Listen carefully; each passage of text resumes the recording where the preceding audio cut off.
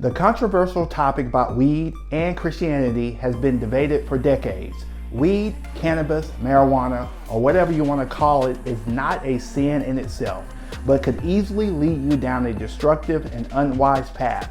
It's often referred to as the gateway drug and has led people to becoming addicted to heroin, meth, and other quote-unquote hard drugs. To be clear, I don't smoke weed, nor do I have a desire to, but millions of people see the consumption of it as no big deal. So what does this have to do with Pastor Jamal Bryant and his viewpoint on weed? In this video, I'll play what the pastor had to say about the cannabis business and give you my opinion on this entire debacle. Welcome back to Set Apart YouTube channel, where we empower people to live a purposeful and set apart life through Christian commentary. As always, be sure to like this video, subscribe to the channel, and hit that notification bell so you never miss out on my uploads. So let's listen to what Pastor Bryant had to say about the consumption and business of weed. Because I'm mindful that I'm not after Christians. I'm after people who don't go to church. And a lot of churches are just recycling people from other churches. That's not who I'm after. I'm looking for people that smell like weed. I'm at a place, Rashawn. Really, New Birth is the largest land-owning black church in America. Wow. And so my position to my deacons is, why aren't we not raising cannabis? I'll be able to bring in black males. They're able to do it legally. I'm teaching them farming. Oh my God. I'm helping them to enhance the ecosystem. This is the kind of conversation. So if the guy, black boy in Bankhead said, they growing weed at the church, where do I join? Yes. I don't need no pamphlet for him. You know what I mean? Right. He coming in. And that's the group that I'm going after. Yeah. That's different. Yeah. You're different. But you've been different from the beginning. I think that's why God.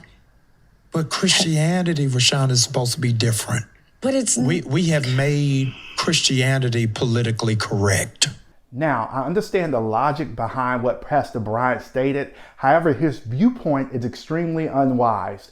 Based on the statement alone, I don't think that he's thoroughly thought about the destructive consequences of actually growing cannabis and allowing street-minded individuals to come take part in his business. Without proper discipleship, especially for men and women who are deep into criminal activities, will not bode well for himself and the congregation at large.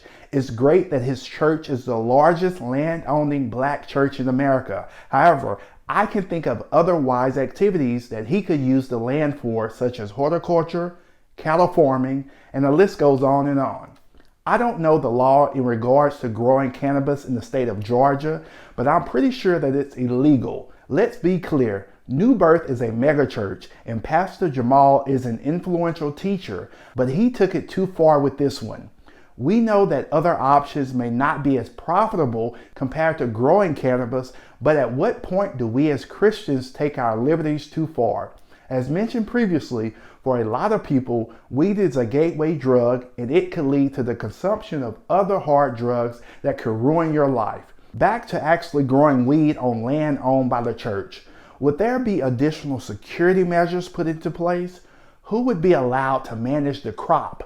Would it be the elders of the church or Ray from around the block? I'm not trying to be funny here, but you see how ridiculous this sounds. One could argue that he would be looked at in a different lens if the growing of weed was strictly for medicinal purposes. But again, this is a slippery slope in my opinion. The debate about consumption of weed, alcohol, and other unhealthy foods will not stop being had with this one video.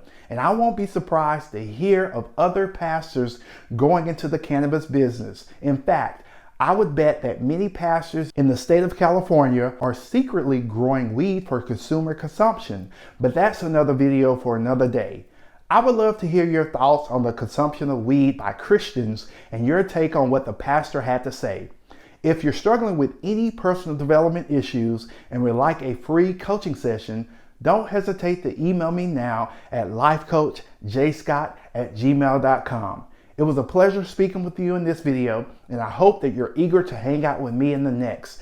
Take care and always strive to remain set apart. God bless.